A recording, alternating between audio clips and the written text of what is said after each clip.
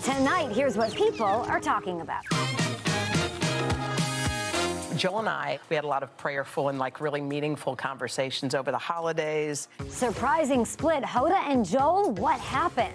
We decided that we're better as friends and parents than we are as an engaged couple. After 18 years, Janet Jackson finally explains the Super Bowl wardrobe malfunction. This whole thing was blown way out of proportion. And she answers this question about Michael and the child abuse allegations. Was there any moment where you thought maybe you did do it? Then Rihanna comes straight to People to break the news. She is pregnant. We have every baby bump deep. Plus, it's the Dovetail Project, teaching young dads between the ages of 17 and 24 how to thrive in their new role. I made the decision to develop a fatherhood organization when I became a dad. And that organization is helping young parents nationwide. You will find out all about it as People start right now.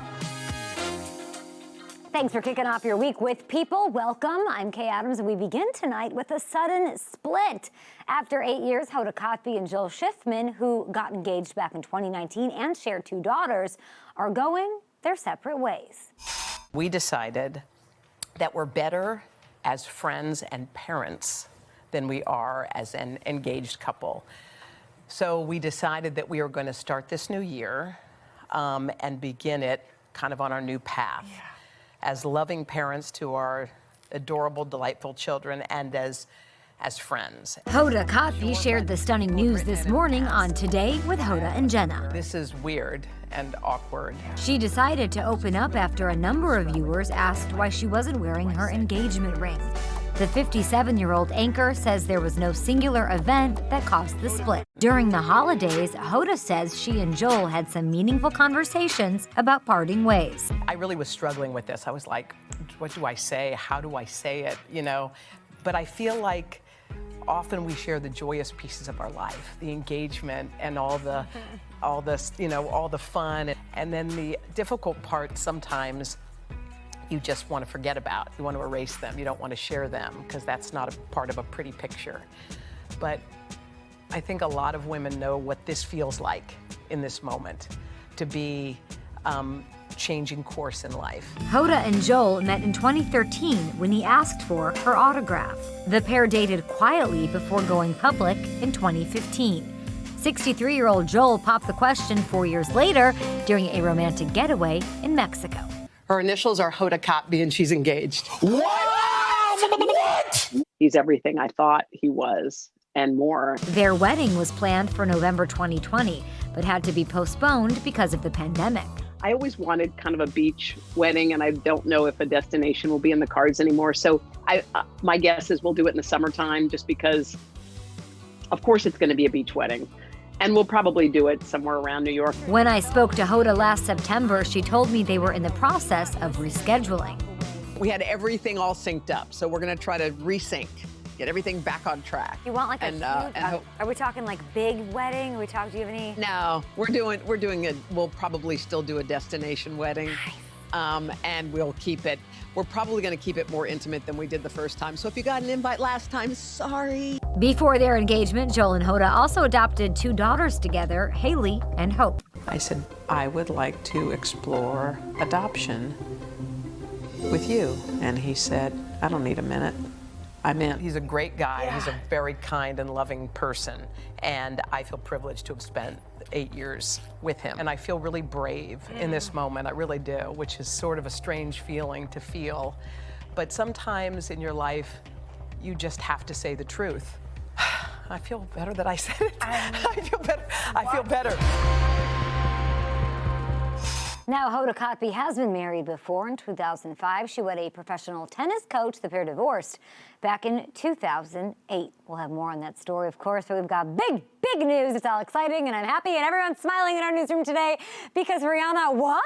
Yeah, that's right. People broke the story earlier today. Every other outlet followed us. Rihanna expecting her first baby with A$AP Rocky.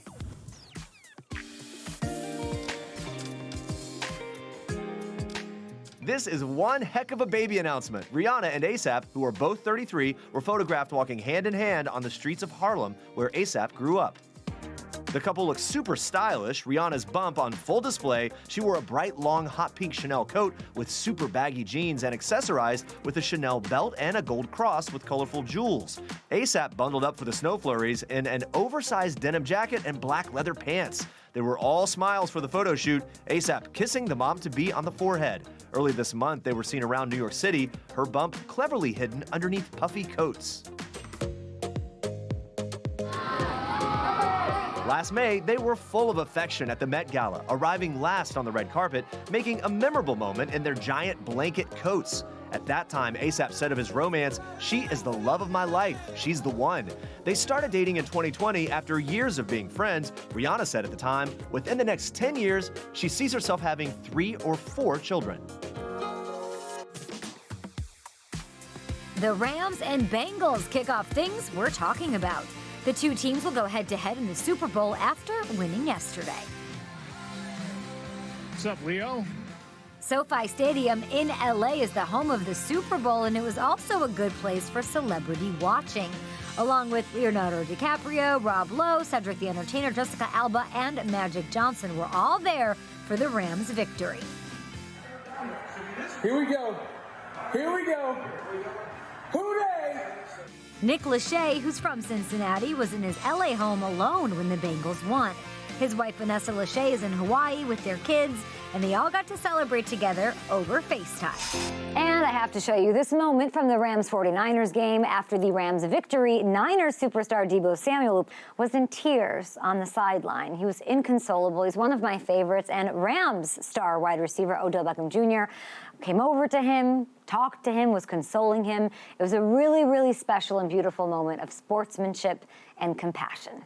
And now on to the Super Bowl with that epic halftime show. And now on to Janet Jackson, who, of course, was in the halftime show that was epically controversial. She has a new documentary, and after weeks of hype, it aired this weekend. It was raw, it was revealing, and while Justin Timberlake did not make an appearance, it had been rumored, Janet does address the infamous wardrobe malfunction during that halftime show 18 years ago. Of course, it was an accident that should not have happened, but everyone is looking for someone to blame, and that's got to stop. Though Janet makes it clear that it was not a publicity stunt, she never explains what happened when Justin tore her top open. Jackson bared her breast. Shocked and outraged. Too crude for family television. But amid the backlash, she does reveal that Justin called and offered support. He said, I don't know if I should come out and make a statement and this and that, or say something, have something to say. And I said, listen, I don't want any drama for you. They're aiming all of this at me. So I said, if I were you, I wouldn't say anything. But while Justin attended the Grammy Awards a week later, Janet told our Nancy O'Dell back in 2004 that she was no longer welcome. I was disinvited. How did you feel about that? I don't want to be anywhere that I'm not wanted. In the doc, she says she had no hard feelings towards Justin, calling him a very good friend. We spoke just a few days ago, and he and I have moved on, and it's time for everyone else to do the same. Janet also opens up about the child molestation charges against her brother, Michael. Was there any moment where you thought maybe he did do it? Never. I know my brother. He didn't have that in him. If you would please, just bow your heads and let's just say a silent prayer for my brother Michael. She even asked her fans for support at one of her shows when the charges first surfaced in 1993. And she explains why Michael agreed to a financial settlement. Michael wound up giving money to the family. He just wanted it to go away. But that looks like you're guilty. Coming up, more from Janet from humble beginnings, growing up in this 2-bedroom house in Gary, Indiana. The 3 of you slept in one bunk bed? Yeah, one bed. But Marlon and Michael used to pee on me. And so I was stuck in, yeah. Oh, more, but we've got tonight's silhouetted star now, and we bring in Jeremy for that. Hi. Here we go. Good to see you. You too. All right, here are the clues for today. Let's see how we can do. Kicking off the week, this child actress attended Yale and Stanford. She was her future husband's teenage crush after he saw her in the 1986 film Labyrinth. Huge clue there. This Oscar winner will star opposite Tom Cruise in his next big sequel. The big reveal coming up later as we reveal right up to the top. Are you feeling good about this one? No, I haven't seen any. Oh, there. Oh, that's delayed. But based on the do the clues help? Or? Didn't really listen to you, but I love you. All right. The big reveal later. But right now, tonight's story that will definitely make you smile. Watch. So I actually found her on the side of my house. She was probably around like a few days old, and she had this like little tiny like bow tie looking little mustache at first. I was like, oh my goodness, what are you? So Natalie started looking for the perfect name. And I found Mustacholi, which actually means mustache. Soon, her Instagram account racked up over 14,000 followers thanks to an uncanny resemblance to a famous rock legend. That's right, Freddie Mercury and his legendary mustache here singing We Are the Champions. This year is when it really started taking off. A lot of people are like, hey, look, she looks like Freddie Mercury. I'm like, oh my gosh, yes. And now that people are starting to put her side by side next to Freddie, I can see it like a lot. It's really funny. I've gotten some really sweet comments like saying like, you know, Freddie Mercury was like a part of their life and it was so much part of them growing up, and seeing this cat really brings them, you know, a lot of happiness. My idea of fatherhood and manhood changed. That's just one graduate of a very important organization that's recognized by prominent figures like Michelle Obama and the Chicago Bulls. It is called the Dovetail Project. Parsons is here. Is this going on in my hometown? It's good stuff, Kay. It's the nation's leading fatherhood initiative, teaching young dads between the ages of 17 and 24 how to thrive in their new role. And its founder, Sheldon Smith, hopes to break the cycles he lived through of poverty and an absent father. Him and my mother had me at the age of 18. Both of them were teen parents. And so with them both being teen parents, my father struggled and he was in and out of my life. And so because of that, that is the reason why I made the decision to develop a fatherhood organization when I became a dad at the age of 21 when I had my daughter. At that time, in 2009, Sheldon was getting in trouble, had already been to jail for armed robbery, and panicked as he held his newborn daughter, Jada. I remember it like yesterday. I sat in the hospital room and held her and just talked to her. But, you know, in the back of my mind, I was thinking, man, you know, I might not see her turn 3. I might not see her turn 4. I might not be around when she's 10. So he changed his life. According to Dovetail's website, children with involved fathers are 80% less likely to spend time in jail and 75% less likely to become young parents themselves. The work that we do, yes, it's about supporting the dads, but it's really about impacting the next generation of children. Since its inception, nearly 600 African American and Hispanic fathers have graduated from the program.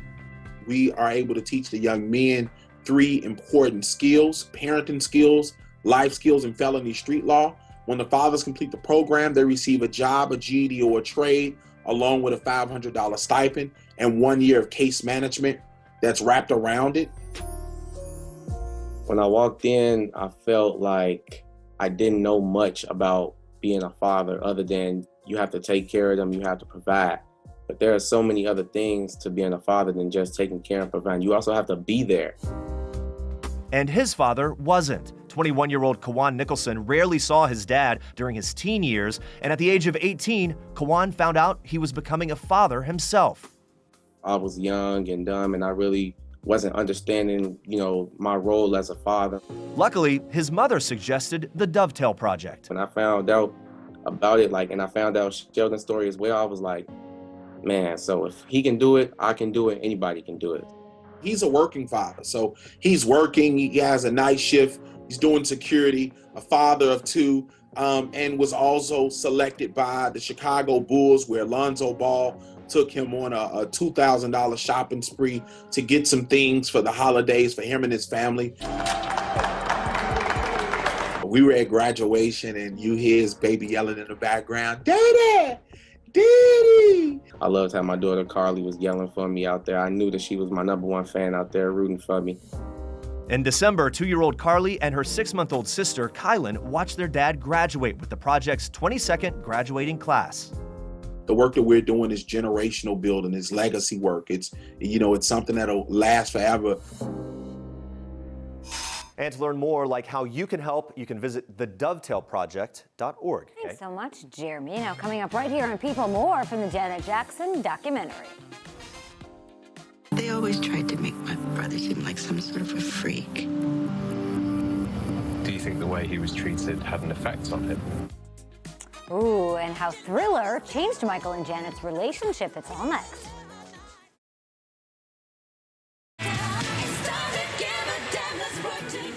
Now, Janet Jackson's been famous for nearly 50 years, but we know very little about her personal life, that is, until now.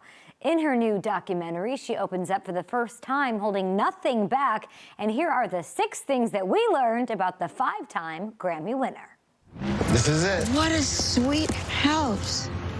All 670 square feet. As a young kid, Janet and her 8 siblings lived in a tiny 2-bedroom house in Gary, Indiana. She and her sisters, LaToya and Rebe, slept on the living room couch, while her 6 brothers shared a bedroom and a 3-tiered bunk bed. Jackie slept on the bottom. Marlon, myself, and Michael slept in the middle.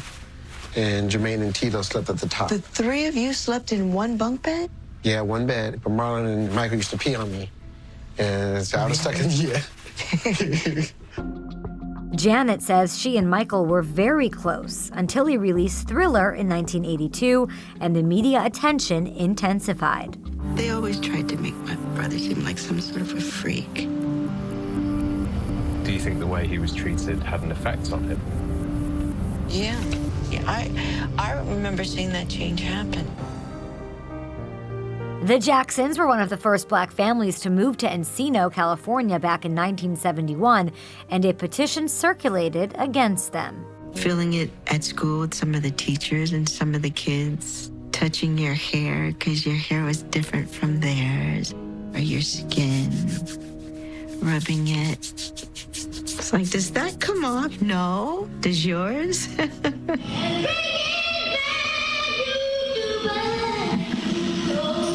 The doc contains never-before-seen footage, like the Jackson 5's audition for Motown and a dance rehearsal with Paula Abdul, who was Janet's choreographer in 1986. Hold 1, 2, 3, 4, brush 5, brush 6, pull 7, hit 8, heels 1. Janet dives deep into her secret wedding to singer James DeBarge when she was just 18 and gets emotional, recalling why she annulled the marriage after a year. It's just, to me, hurtful for someone to see that and just try to take advantage of it, and knowing that you don't know any better and lie to you. And Ben, I don't want to talk about this anymore. Michael had accused their dad of child abuse, but Janet paints a different picture, crediting him for the family's success. My father was a good-hearted guy. He really protected us. He went through a lot. And especially back then, the racism, the fighting, people seeing your children as money-making machines. Another interesting tidbit revealed in the doc, the Jackson brothers were discussing doing a reunion tour with Michael in the 90s, and Janet offered to open for them. Jeremy back now with tonight's Silhouette. Well, you and I aren't going on tour anytime soon. No, we're not. I'll tell you that much. I can't wait to see that Jackson doc, by the way, and I'm very excited for that. Very excited for this as well. Here are the clues. She was a child star, went on to attend both Yale and Stanford. She was her future husband's teenage crush after he saw her in the 1986 film Labyrinth. And this Oscar winner will star opposite Tom Cruise in his next big sequel. Ooh. Bonus clue, she starred opposite Russell Crowe in a film directed by Ron Howard. Can I have her legs put onto my legs? She's beautiful, whoever. Is it Jennifer Connelly? It is Jennifer Connelly, absolutely. She's married to Paul Bettany. Gorgeous. We're talking about Jennifer Connelly because Snowpiercer Season 3, 9 p.m. tonight on TNT. Check it out. Love that. Loved her in The Labyrinth. David Bowie, wild hair, terrifying movie. Yeah, right? Now coming up, what do Taylor Lautner and Taylor Swift have in common beyond just their first names? Find out tonight in One Last Thing. They need some motivation. Are you seriously ordering a pizza right now? Oh, yeah, I want stuffed crust. What kind of question is that? I mean, to be fair, what kind of question is that? You always want the stuffed crust. That is Taylor Lautner and Kevin James in the Netflix comedy Home Team. It's currently in the top 5 of this week's Netflix most viewed list. Very exciting. And Shagun talks with the newly engaged Taylor about his fiancée Tay and being called Tay Tay. It's all happening right now in tonight's One Last Thing. When has anyone ever called the two of you Tay-Tay, and do you get buzz from the Taylor Swift beehive? Are the Swifties after you because they're Tay-Tay too? Oh, no. I don't think anybody calls us Tay-Tay. They do call us Girl Tay and Boy Tay. So I think I'm avoiding, is that what they call them? The beehive? I think I'm avoiding them, thankfully. When was the last time you forgot to call her your fiance and called her your girlfriend? It wasn't long ago, and I was corrected very quickly, so I will not be making that mistake again. When was the last time you spoiled the dogs and did something that is just outrageous for all pet lovers? Man. I mean, we spoil our dogs all the time, but I mean, last night, I made us a steak, and I made sure to give little Remy a bit of that filet mignon, because she deserves it.